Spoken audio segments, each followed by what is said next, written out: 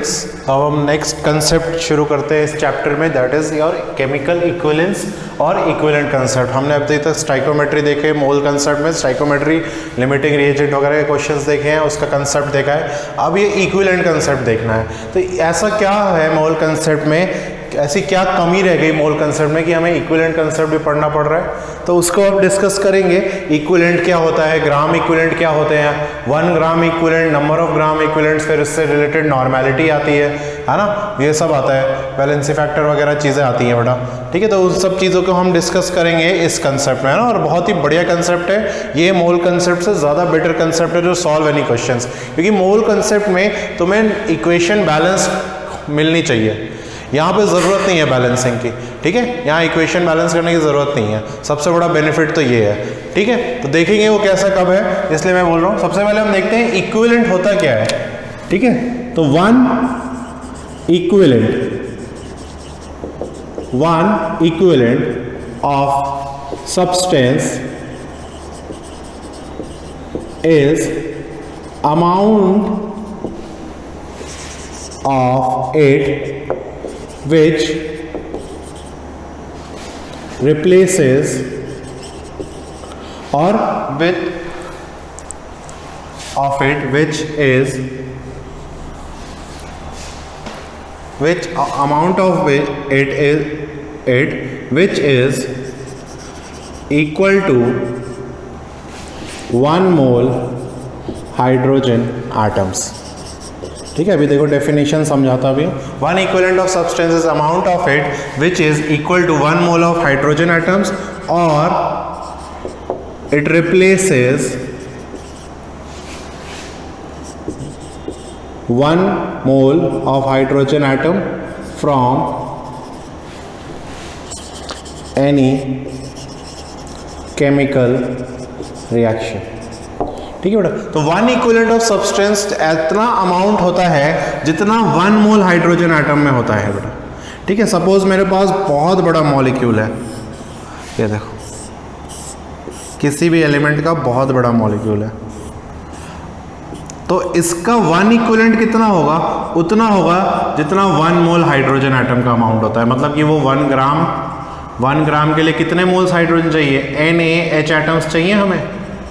तो इस पूरे के पूरे एलिमेंट में अगर इतना मिलेगा हमें इक्विवेलेंट, तो वो होगा 1 इक्विवेलेंट, है ना। हमें उतना अमाउंट चाहिए जितना 1 मोल हाइड्रोजन एटम्स में होता है, या किसी रिएक्शन में ये इतना अमाउंट डिस्प्लेस कर देता है किसी रिएक्शन से, तो वो 1 इक्विवेलेंट हो जाएगा। समझ आया। जैसे हम कोई स्टैंडर्ड लेते हैं, सपोज इतनी बड़ी सी बॉल है हमारे पास, ठीक है, इसको बोल दिया कि ये 1 इक्विवेलेंट है।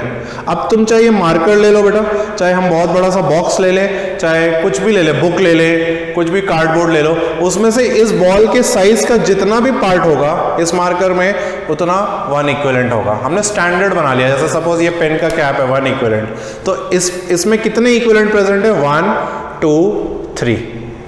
समझ आया। इस पेन के कैप जितना अमाउंट जो है वो कितने इक्विवेलेंट प्रेजेंट है, 1 2 and 3 equivalents, approximately 3 equivalents present है। तो एक स्टैंडर्ड बना लिया है। क्या स्टैंडर्ड बना लिया है कि 1 मोल हाइड्रोजन एटम्स का जितना अमाउंट होगा उतना अमाउंट हमें कहीं भी देखने को मिलता है केमिस्ट्री में, तो उसको हम 1 इक्विवेलेंट बोल सकते हैं बेटा, ठीक है। तो अब हाइड्रोजन से स्मॉल कोई अमाउंट तो होता नहीं है, ठीक है। हाइड्रोजन हम सबको पता है स्मॉलेस्ट एलिमेंट है और उसका वेट भी जो है वो सबसे कम है। तो वही जो है हमने 1 इक्विवेलेंट की, कोई भी केमिकल रिएक्शन हो रही हो, याद करो जैसे सल्फर की हो रही है ऑक्सीजन से, तो SO3 बन रहा है, ठीक है। अब मोल कंसेप्ट करना है तो हमें इसको बैलेंस करना पड़ेगा, याद है, यहाँ हाफ तो नहीं, पर अगर इक्विवेलेंट कंसेप्ट से करेंगे तो कम से कम एक सल्फर का एटम, मतलब कि एक इक्विवेलेंट तो कम से कम प्रेजेंट होगा ना अर्थ में, एक इक्विवेलेंट तो होगा या इस रिएक्शन में। ऐसे ही ऑक्सीजन जरूरी नहीं 32 ग्राम हो, एक इक्विवेलेंट तो होनी चाहिए, और SO3 भी एक इक्विवेलेंट तो बनेगा। मोल कंसेप्ट के अकॉर्डिंग कितना बनेगा, जैसे कि पूरा का पूरा हम लेंगे तब कितना बनेगा वो अलग बात है, तो उसके लिए हमें बैलेंसिंग पता होनी चाहिए, पर एक तो बनेगा ना कम से कम। अगर रिएक्शन हो रही है तो एक इक्विवेलेंट और एक इक्विवेलेंट, है ना। सपोज कोई स्कूल खुला है, कितनी भी बड़ी बिल्डिंग हो, एक स्कूल इतनी साइज का है, एक स्कूल इतनी साइज का है, तो उसमें कम से कम एक स्टूडेंट तो होगा ना, तभी तो हम उसको स्कूल बोल रहे हैं। ऐसा थोड़ी ना कि स्कूल खुल गया उसमें एक भी स्टूडेंट नहीं है, और हो सकता है इसमें ज्यादा हो स्टूडेंट और जो बड़ा स्कूल है उसमें कम स्टूडेंट्स हैं, तो एक इक्विवेलेंट तो होगा, एक स्टूडेंट तो कम से कम होगा। जो भी हॉस्पिटल है एक पेशेंट तो होगा कम से कम, इसीलिए तो उसको हॉस्पिटल बोल रहे हो। एक डॉक्टर तो होगा, एक नर्स तो होगी वहां पे कम से कम, मिनिमम एक तो होगा ना। अगर एक भी नहीं है तो वो बिल्डिंग किस काम की बेटा, उसको हम कुछ नहीं बोलेंगे, उसको हम हॉस्पिटल नहीं बोल सकते, है ना। उसी तरह एक भी स्टूडेंट नहीं है, एक भी टीचर नहीं है तो नहीं होगा स्कूल। एक टीचर तो कम से कम होगा, अगर स्कूल लिखा हुआ है अंदर जाएंगे तो कम से कम कोई ना कोई तो मिलेगा, एक पर्सन जो स्टूडेंट या टीचर होगा। इसी तरह इसमें कि कम से कम मिनिमम जो पार्टिकल हो सकता है एक इक्विवेलेंट। एक इक्विवेलेंट कितना होगा, हमने बोला है 1 मोल हाइड्रोजन एटम्स, या किसी रिएक्शन में से उतना पार्ट रिप्लेस कर देते हैं तो भी वो एक इक्विवेलेंट के बराबर होगा। आई होप ये डेफिनेशन क्लियर समझा दी होगी मैंने, और अभी एग्जांपल्स देख के समझते हैं बेटा, ठीक है। एग्जाम्पल से भी समझते हैं और भी अच्छे से समझ में आएगा। देखो एग्जाम्पल में मैं लेता हूँ, फॉर एग्जाम्पल मेरे पास HBr है, हाइड्रोजन ब्रोमाइड, है ना, और H2 है हमारा सबसे कॉमन, और अमोनिया है, ठीक है। अब देखो सब में मैं बोलूं, सब में मैं लिखता हूं फर्स्ट ऑफ ऑल, इसमें मेरे पास 1 मोल हाइड्रोजन है, 1 मोल हाइड्रोजन, ठीक है। तो देखो 1 मोल हाइड्रोजन कितने मोल ब्रोमीन से कंबाइन कर रहा है बेटा, 1 मोल ब्रोमीन से कर रहा है। अगर मैं 1 मोल मेरे पास HBr है तो उसमें 1 मोल हाइड्रोजन होगा और 1 मोल ब्रोमीन होगा, ठीक है। इसी तरह अगर मैं इसमें 1 मोल हाइड्रोजन के लिए कितने मोल ऑक्सीजन है तो बता सकते हैं, 1/2 मोल ऑक्सीजन बेटा, ऑक्सीजन एटम। 2 मोल हाइड्रोजन, अगर हम 1 मोल H2O लेते हैं तो हमें 2 मोल हाइड्रोजन मिलेगा। एटम की बात हो रही है, एटम की बात हो रही है। तो अगर मैं 1 मोल H2O मॉलिक्यूल लेता हूं तो हमें 2 मोल हाइड्रोजन एटम मिलेगा और 1 मोल ऑक्सीजन एटम मिलेगा। पर मैं बोलूं अगर 1 मोल के लिए अगर मेरे पास 1 मोल H एटम है तो ये कितना होगा, स्टाइकोमेट्री हमने करी है, ½ मोल ऑक्सीजन होगा। उसी तरह यहां पे बताओ अगर 1 मोल में हाइड्रोजन एटम के लिए कितने मोल, 1 मोल H एटम के लिए कितने मोल नाइट्रोजन है, तो वो 1/3 मोल नाइट्रोजन एटम है, ठीक है। 1 मोल हाइड्रोजन के लिए 1/3, 1 मोल लेंगे मॉलिक्यूल तो 1 मोल नाइट्रोजन, 3 मोल हाइड्रोजन, तो 1 मोल हाइड्रोजन के लिए 1/3 मोल नाइट्रोजन, ठीक है। तो ये हुआ अकॉर्डिंग टू मोल कंसेप्ट बेटा। ये चीज जो हमने लिखी अकॉर्डिंग टू मोल कंसेप्ट लिखी है, ठीक है, according to mole concept. Moles की बात हो रही है ना, तो अकॉर्डिंग टू मोल कंसेप्ट लिखिए। अब देखो अकॉर्डिंग टू इक्विवेलेंट कंसेप्ट क्या हो जाएगा। अकॉर्डिंग टू इक्विवेलेंट कंसेप्ट मैं लिख सकता हूं कि HBr के लिए, देखो HBr के लिए 1 equivalent H combines with 1 equivalent bromine, ठीक है। यहां तो वो भी वैसे भी रेशियो 1:1 था। वाटर के लिए मैं लिखूंगा 1 equivalent H atom combine with 1 equivalent oxygen atom only. Night ammonia के लिए लिखूंगा 1 equivalent H combines with 1 equivalent nitrogen only. कुछ फर्क समझ में आया दोनों कंसेप्ट में? ये हमारा अकॉर्डिंग टू इक्विवेलेंट कंसेप्ट है, अकॉर्डिंग टू इक्विवेलेंट कंसेप्ट बेटा, ठीक है। ये अकॉर्डिंग टू मोल कंसेप्ट था और ये हमने लिखा है अकॉर्डिंग टू इक्विवेलेंट कंसेप्ट। अब देखो दोनों में फर्क क्या है बेटा। फर्क ये है कि इसमें मॉलिक्यूलर फार्मूला पता होना चाहिए, जैसे हम फाइंड करते थे एम्पिरिकल में, तो इसमें मॉलिक्यूलर फार्मूला पता होना चाहिए कि कितने मोल हाइड्रोजन के साथ, अगर वाटर के बारे में बात करनी है तो कितने मोल हाइड्रोजन के साथ इतने मोल, है ना, कि अगर रेशियो क्या होना चाहिए 2:1 होना चाहिए, सीधी सीधी बात है 2:1 होना चाहिए। नहीं है तो वो वाटर मॉलिक्यूल उतने नहीं बनेंगे, मतलब कि 2 मोल हाइड्रोजन और 1 मोल ऑक्सीजन चाहिए। अगर तुम्हारे पास ½ मोल ऑक्सीजन है ना तो तुम 1 मोल H2O मॉलिक्यूल नहीं बना सकते हो, ठीक है। अब यहां पे क्या है इक्विवेलेंट कंसेप्ट में मॉलिक्यूलर फॉर्मूला, इक्विवेलेंट कंसेप्ट में कोई मैटर नहीं करता कि किससे किससे बन रहा है वाटर, हाइड्रोजन से और ऑक्सीजन से, तो क्या कह रहा है, किसी भी रेशियो में बने उससे फर्क नहीं पड़ता, कम से कम एक इक्विवेलेंट ऑफ हाइड्रोजन, कम से कम एक एटम तो होगा हाइड्रोजन का और एक एटम ऑक्सीजन का होगा। ठीक है, तो ये इक्विवेलेंट कंसेप्ट कहता है। मुझे मॉलिक्यूलर फॉर्मूला से कोई लेना देना नहीं है, मुझे बस ये बताओ कौन कौन है। जैसे क्लास में कि स्टूडेंट जो हैं, कितने बॉयज और कितने गर्ल्स हैं, मुझे इससे मतलब नहीं है, एक बॉय और एक गर्ल तो हो गई है ना। अगर कोएड क्लास है हमारी तो कम से कम एक बॉय और एक गर्ल तो हो गई। ठीक है, कितने हैं किस रेशियो में वो मैटर नहीं करता उसके लिए, और वो इसी से सारे क्वेश्चन सॉल्व कर देगा। वो इतनी ही नॉलेज से कि एक बॉय एक गर्ल है, इतनी नॉलेज से ही पूरे स्कूल की स्ट्रेंथ बता देगा, जो भी क्वेश्चन हो। इसी तरह हमारी केमिस्ट्री में भी जो भी क्वेश्चन पूछा हो, इससे सारे कंसेप्ट क्लियर हो जाएंगे, सारे क्वेश्चंस भी हो जाएंगे।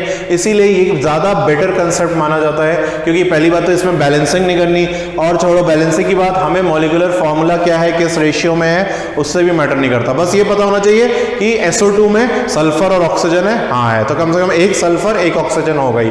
अमोनिया में नाइट्रोजन और हाइड्रोजन है, किस रेशियो में कोई मैटर नहीं करता, एक हाइड्रोजन और नाइट्रोजन तो हो गई ना कम से कम। ऐसे ही HBr में भी कितना है, HBr में किस रेशियो में, 1:1 है, पर हमें नहीं पता, पर एक तो होगा ही कम से कम। ओके, समझ में आया भाई? तो ये इक्विवेलेंट कंसेप्ट का इंट्रोडक्शन है बेटा। ठीक है, और हम देखते हैं फिर इसके, ठीक है, एक चीज और हम डिस्कस करेंगे इसमें बेटा कि इक्विवेलेंट वेट कैसे फाइंड करते हैं। इक्विवेलेंट वेट, तो देखो मैं फॉर्मूला बता देता हूं। इक्विवेलेंट वेट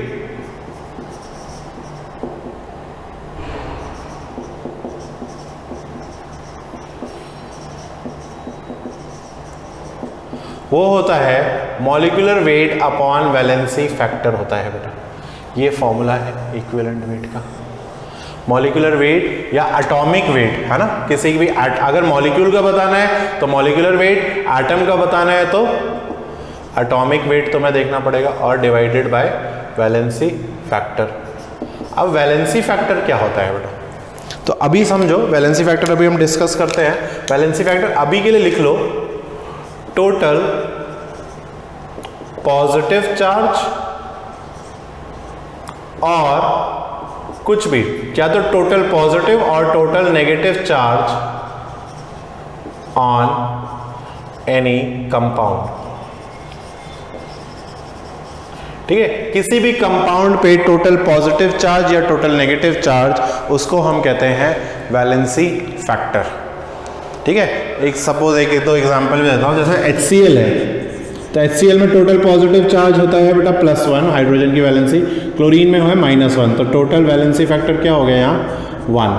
H2SO4 में देखो भाई, तो सल्फर पे होता है चार्ज -2, ठीक है -2, और इसीलिए यहाँ पे 2 हाइड्रोजन है तो +2, क्योंकि एक से +1 होता है, तो एक से टोटल चार्ज तो 0 होना चाहिए, ये भी ध्यान रखो। टोटल चार्ज अगर नहीं पता है तो टोटल चार्ज 0 होता है।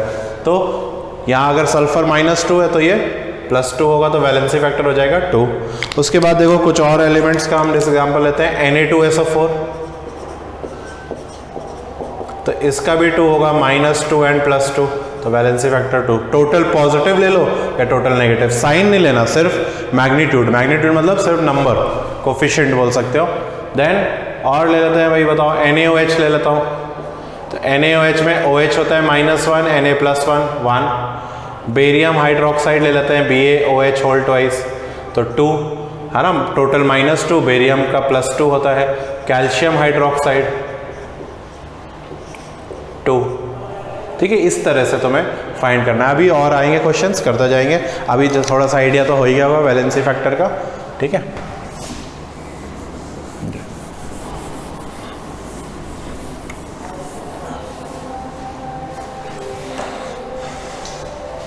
तो इक्विवेलेंट वेट फाइंड करते हैं अभी इन तीनों का। HBr का इक्विवेलेंट वेट कितना हो जाएगा, कोई पूछे इक्विवेलेंट वेट HBr। ठीक है, तो ब्रोमीन का हम सपोज 79 मान लेते हैं, 79, हाइड्रोजन का 80, तो मॉलिक्यूलर वेट 80 हो गया। और वैलेंसी फैक्टर कितना है ब्रोमीन का, देखो हाइड्रोजन पे भी +1 चार्ज है, तो ब्रोमीन भी -1 ही होगा, तो 1/1।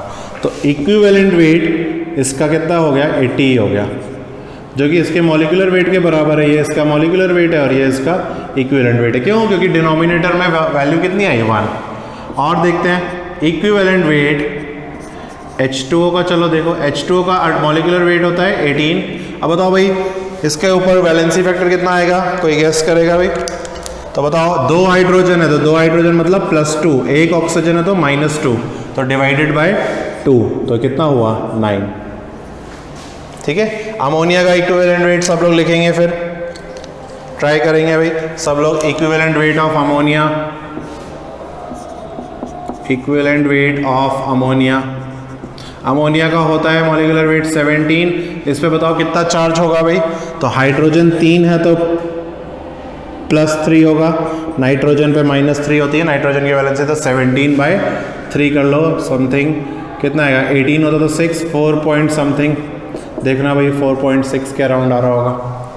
ठीक है, तो इस तरह से हम इक्विवेलेंट वेट निकाल लेते हैं कि कितना इक्विवेलेंट ट्रांसफर हुआ। ज़रूरी नहीं है कि रिएक्शन कोई हो रही है तो सिर्फ हाइड्रोजन के टर्म्स में दिया है, मैंने बोला ना वो बॉल है, वो बॉल, तो वैसे ही यहाँ पे एक हाइड्रोजन स्टैंडर्ड मान लिया है, उसकी जगह कुछ और भी सब्स्टिट्यूट हो सकता है उतना। ठीक है, कुछ और भी हो सकता है, तो हर किसी का एक कुछ ना कुछ इक्विवेलेंट कंसेप्ट या इक्विवेलेंट वेट या कुछ ना कुछ इक्विवेलेंट होगा। क्लियर है भाई? यहाँ तक आगे देखें फिर इस कंसेप्ट के बारे में। शुरू करने से पहले इक्विवेलेंट वेट कंसेप्ट तो थोड़ा देख लिया है, सबसे पहले वैलेंसी फैक्टर ही डिस्कस कर लेते हैं, है ना हम लोग, वैलेंसी फैक्टर, ताकि एक जो चीज़ ज़रूरी है पेंडिंग ना रह जाए, वैलेंसी फैक्टर। ठीक है, एन से भी डिनोट कर सकते हैं, तो हम मोल्स करते हैं, मैं तो VF से यूज़ करता हूँ। ठीक है, तो देखो वैलेंसी फैक्टर, सबसे पहले वैलेंसी फैक्टर जो है वो एसिड्स में क्या होता है, इन केस ऑफ एसिड्स। तो एसिड्स के केस में तुम बोल सकते हो, in case of acid number of replaceable H+ ions.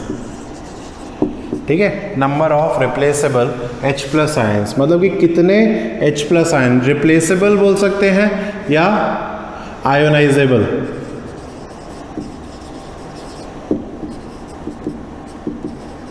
है ना, कि नंबर या तो रिप्लेसेबल H+ आयंस का या आयोनाइजेबल H+। आयोनाइजेबल मतलब पानी में डालते ही वो कितने H+ रिलीज करेगा। ठीक है, पानी में डालते ही वो कितने H+ रिलीज करेगा, वो एग्जाम्पल लेते हैं। सही, अभी देखो सब क्लियर हो जाएगा। तो एग्जाम्पल में कुछ तो देखा ही थे अभी हमने, HCl है, HBr है, H2SO4 है।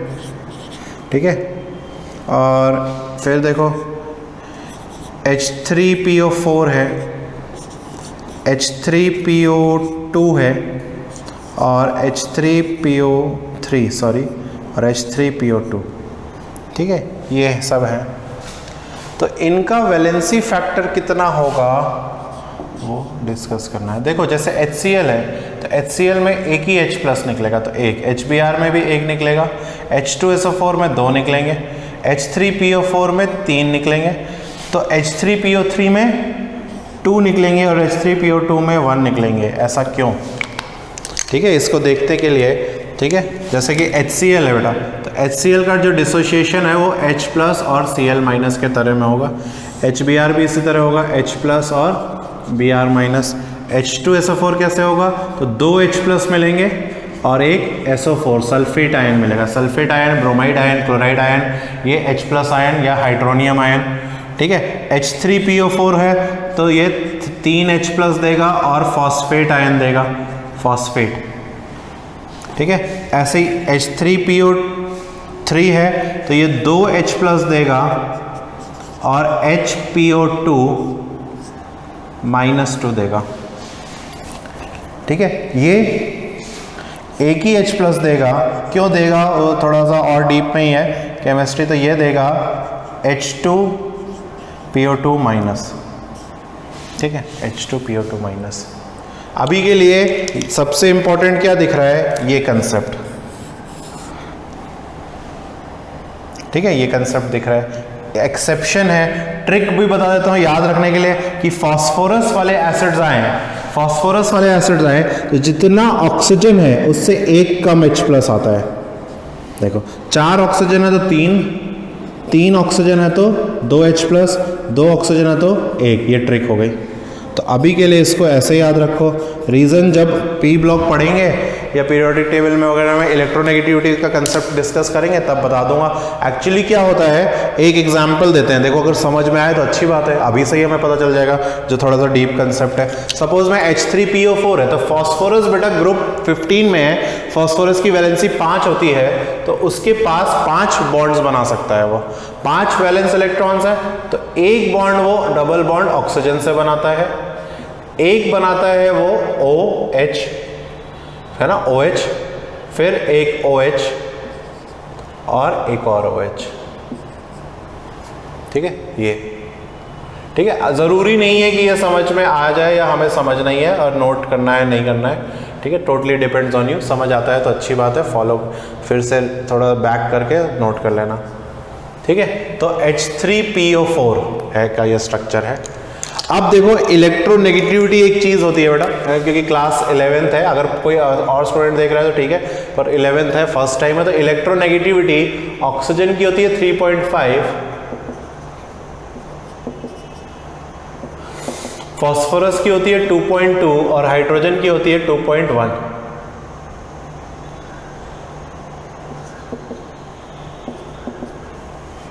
ठीक है। अब इलेक्ट्रोनेगेटिविटी होती क्या है बेटा, पावर होती है, किसके पास इलेक्ट्रॉन्स खींचने की पावर ज़्यादा है।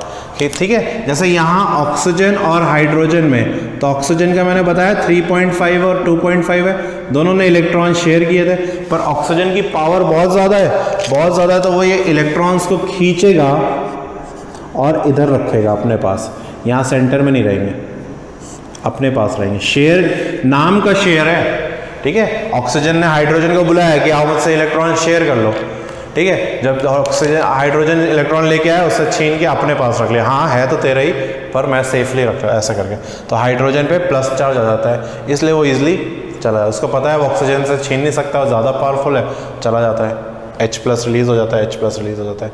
समझ में आया भाई ये कंसेप्ट, ठीक है। तो यहाँ से भी ऑक्सीजन छीन लेगा हाइड्रोजन के इलेक्ट्रॉन्स, तो H+ के फॉर्म में ये रिलीज हो जाएगा। ऐसे यहाँ पे भी होगा तो H+, यहाँ से भी होगा तो H+, तो समझ आया, PO4 -3 बचेगा, ठीक है। यहाँ पे अब मेरे पास क्या स्ट्रक्चर बचा, देखो अगर उसने सब छीन लिया तो ये स्ट्रक्चर बचा मेरे पास,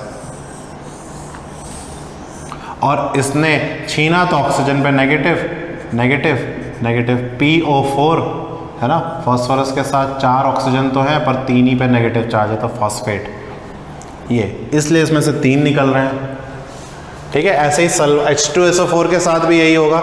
H2SO4 का नहीं, पहले मैं फॉस्फोरस से ही क्लियर करता हूँ कि इसमें से 3 क्यों नहीं निकल रहे, इसमें से 3 क्यों नहीं निकल रहे हैं, तो उसका रीज़न करते हैं। एक मिनट डस्टर देख लूँ कहाँ रख दिया, ये क्लियर है बेटा सबको, ऐसे ही स्ट्रक्चर है, ऐसे ही फिर से बनाऊंगा, ठीक है। नहीं भी आता है अगर क्लियर तो कोई बात नहीं। देखो H3PO4 में, H3PO3 में एक ऑक्सीजन लेस है, तो देखो ये तो हो गई, OH होगा, OH होगा, और एक देखो अब एक हाइड्रोजन फॉस्फोरस से डायरेक्टली कनेक्टेड है, पहले तीनों OH थे, पहले यहाँ पे भी OH था, OH OH, तो H3PO4 था, अब H3PO3 है। तो देखो भाई बाकी तो क्लियर है, 2 H+ तो निकल जाएंगे, तीसरा क्यों नहीं निकल रहा, क्योंकि फॉस्फोरस का 2.2 है और इसकी पावर 2.1 है, कोई ज़्यादा फर्क है क्या, नहीं। अप्रॉक्सीमेटली क्या है कि En ऑफ फॉस्फोरस है ना, En of phosphorus is approximately equal to En of hydrogen, मतलब कि दोनों की पावर बराबर है बेटा, 19-20 का फर्क है, 19-20 मतलब सेम 20, ठीक है। किसी को से तुमने 20 रुपीज़ उधार दिया तो उसको 19 वापस करोगे, कुछ बोल मुंह बना लेगा, बोलेगा कुछ नहीं कि 1 रुपया दे दो, चल छोड़ यार, ठीक है। तो ये तो यहाँ पे पावर बराबर है, पावर बराबर है, तो इलेक्ट्रॉन्स कहाँ होंगे, सेंटर में होंगे, सेंटर में होंगे तो कोई पॉजिटिव प्लस नहीं आएगा, न्यूट्रल ही बने रहेंगे। तो ये वाला जो H+, ये वाला जो हाइड्रोजन है, ये H+ की तरह नहीं निकलता, तो 2 ही निकलते हैं, तो इसलिए H3PO3 में 2। समझ आया। ऐसे ही अब H3PO2 का गेस कर सकते हैं सब लोग, H3PO2 में 1 क्यों निकल रहा है, क्यों, क्योंकि अब उसमें 1 ऑक्सीजन और भी कम है, 1 ऑक्सीजन और भी कम है, तो 1 ऑक्सीजन और कम होने का मतलब क्या है कि हाइड्रोजन, अगेन सेम सिचुएशन, तो अब एक ही निकलेगा, इसलिए समझ में आया। आई होप ये क्लियर होगा। फिर नहीं है तो मैंने ट्रिक भी बताई है, देखो 4 ऑक्सीजन है तो 3 ऑक्सीजन है तो 2, फॉस्फोरस के एसिड्स के केस में 2 है तो 1, ठीक है। H2SO4 का भी जल्दी से समझा देता हूँ क्योंकि सबका स्ट्रक्चर समझा है, ठीक है। HCl में भी यही होगा बेटा, क्लोरीन की होती है 3.5, हाइड्रोजन की होती है 2.1 पावर, तो क्लोरीन खींच लेता है, क्लोरीन पे माइनस, हाइड्रोजन इलेक्ट्रॉन छीन लेता है, इस पे प्लस, इसलिए।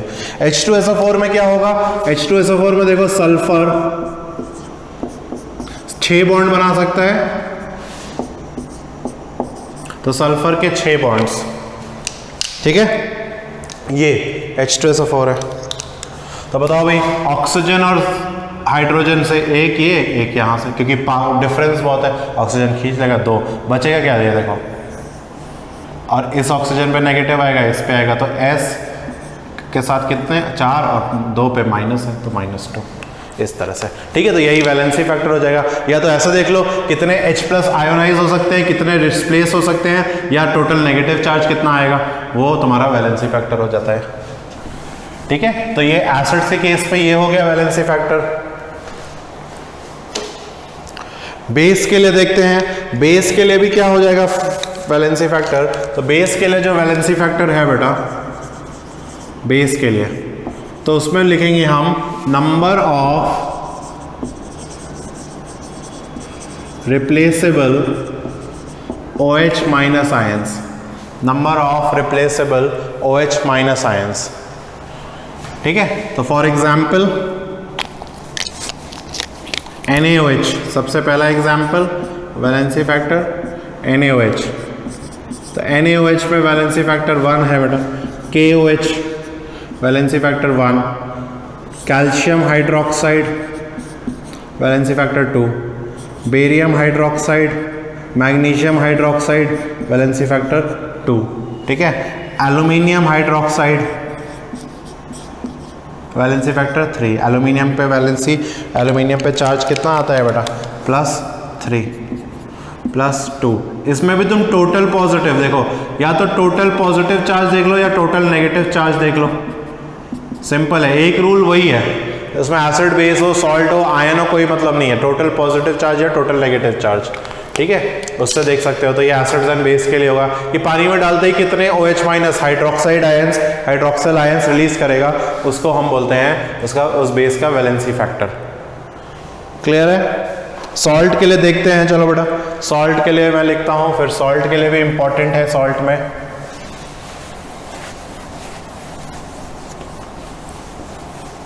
एसिड और बेस की रिएक्शन होती है तो हमें क्या मिलता है, सॉल्ट प्लस वाटर। तो सॉल्ट तो वहीं से बनता है सॉल्ट के लिए, तो सॉल्ट के लिए हो जाएगा,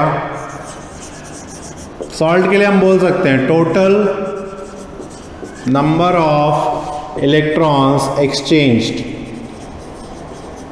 ठीक है, total number of electrons exchange, मतलब वही टोटल पॉजिटिव चार्ज या टोटल नेगेटिव चार्ज, कुछ नई चीज नहीं बता रहा हूं, बस इंग्लिश थोड़ी सी चेंज हो गई, लैंग्वेज है ना, वो तो हम कर सकते हैं, भाषा का तोड़ मरोड़ है ना, भाषा मैनिपुलेट कर सकते हैं, यही तो ब्यूटी है लैंग्वेज की, कि उसको हम नंबर ऑफ वेज में कह सकते हैं, एक चीज़ को हम इनफाइनाइट वेज में कह सकते हैं, ठीक है। जैसे मैथ्स में होता है कि बहुत तरीके होते हैं एक क्वेश्चन सॉल्व करने के, वैसे यही है, ठीक है। तो वही है, जैसे कि एग्जाम्पल NaCl, तो 1, KCl तो 1, AlCl3, बताओ 3, calcium chloride 2, calcium carbonate 2, magnesium chloride, magnesium carbonate, magnesium nitrate 2, ठीक है। और देखो बढ़िया वाला Al2SO4 होल थ्राइस, तो टोटल पॉजिटिव, आप देखो भाई समझ आप सही आएगा। देखो एक एल्यूमिनियम पे +3 होता है, तो 2 एल्यूमिनियम पे क्या हो जाएगा, 2 × +3, एक सल्फेट पे -2 होता है, तो 3 पे हो जाएगा × 3, तो +6 और -6, total positive total negative, valency factor कितना आया 6।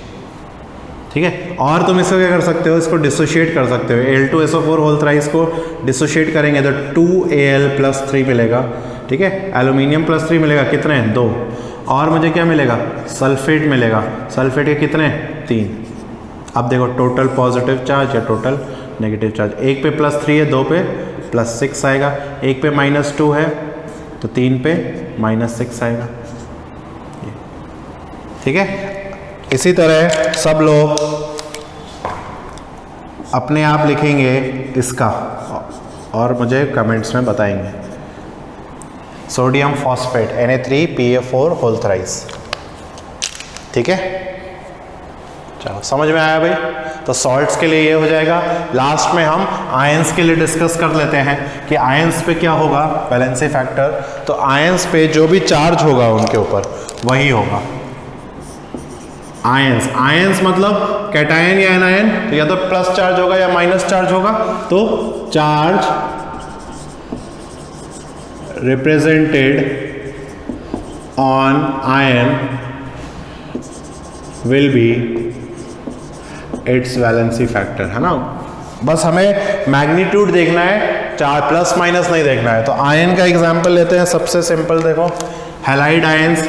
हैलाइड आयंस मतलब हैलोजन, जैसे कि क्लोराइड है, ब्रोमाइड है, आयोडाइड है, फ्लोराइड है।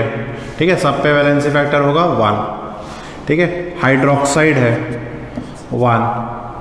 अब सल्फेट है 2, कार्बोनेट है, देखो जो इसके ऊपर चार्ज होगा वही उसका वैलेंसी फैक्टर होगा। नाइट्रेट है तो 1। ठीक है, नाइट्रेट पे 1।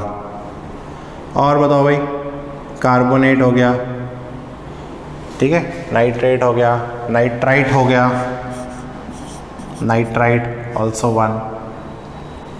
ठीक है, परमैंगनेट हो गया, परमैंगनेट MnO4 -1। पर क्लोरेट हो गया तो ClO3 -1। नाम बोलते जा रहा हूँ, परमैंगनेट, पर chlorate, nitrite, nitrate, carbonate, sulphate, hydroxide, fluoride, chloride, bromide, iodide. ठीक है, नेगेटिव चार्ज आता है तो सफिक्स आइड लगता है, पॉजिटिव चार्ज आता है तो IUM लगता है, IUM। ठीक है, जैसे लिथियम, बताओ भाई, sodium plus lithium plus IUM, valency factor 1। Calcium +2, valency factor 2। Magnesium +2 तो 2। समझ आ रहा है ये चीज़, है ना। बेरिलियम, एल्यूमिनियम, ठीक है, आयरन है बेटा, तो आयरन का +2 है तो फेरस बोलेंगे, फेरस, इस पे 2। आयरन का +3 है तो फेरस, फेरिक, सॉरी फेरिक, ये फेरस और ये फेरिक। ठीक है, +2 एंड +3। तो ये आयंस के लिए वैलेंसी फैक्टर हो गया। काम क्या आएगा ये सब, जब भी हमें इक्विवेलेंट वेट निकालना होगा तो इक्विवेलेंट वेट निकालने के लिए हम मॉलिक्यूलर वेट या एटॉमिक वेट को डिवाइड कर देंगे वैलेंसी फैक्टर से। आई होप यहाँ तक क्लियर हो गया होगा। अब ये कंसेप्ट पूरा क्लियर हो गया, पेंडिंग में छोड़ने का कोई फायदा नहीं था, ताकि अब आगे बार बार आएगा वैलेंसी फैक्टर, अब हमें क्लियर हो गया, हम किसी का भी बता सकते हैं। क्लियर है ये चीज़ बेटा? ओके, चलो फिर क्वेश्चंस देखते। कुछ और थोड़ा सा एक कंसेप्ट बताऊंगा, अब रिएक्शन में बताता हूँ। एसिड और बेस की रिएक्शन लेते हैं, उसमें देखते हैं कि मोल कंसेप्ट से क्या डिफिकल्टी पड़ रही थी, क्यों इक्विवेलेंट कंसेप्ट बेटर है, और इक्विवेलेंट कंसेप्ट से कितनी आसानी से वो चीज़ हो जाती है। ठीक है, तो उस चीज़ को अब हम देखते हैं, और फिर उसके बाद क्वेश्चंस ले लेंगे, क्वेश्चंस में देख लेंगे, क्वेश्चंस में भी यही सब कंसेप्ट अप्लाई करेंगे। देखो कैसे आसानी से हो जाते हैं। सेम क्वेश्चन तुम दोनों मेथड से करो, स्टाइकोमेट्री से करो, बैलेंसिंग करनी पड़ेगी बेटा, जो भी गिवन है उसको मोल में कन्वर्ट करना पड़ेगा, या इक्विवेलेंट कंसेप्ट से करो कि भाई बैलेंसिंग की जरूरत नहीं है, बस तुम तो ये बताओ गिवन कितना है, उसका इक्विवेलेंट वेट कितना है, लो 1 इक्विवेलेंट 1 इक्विवेलेंट 1 इक्विवेलेंट। ठीक है, तो इस चीज़ पे डिपेंड करेगा ये सब। ठीक है, तो इसको नोट कर लो, अच्छे से समझ लो ये सब चीज़ें। और अभी हम फिर एक और कंसेप्ट देखते हैं, लॉ ऑफ इक्विवेलेंस का, क्या है ना, लॉ ऑफ इक्विवेलेंस अब हम देखेंगे। ओके।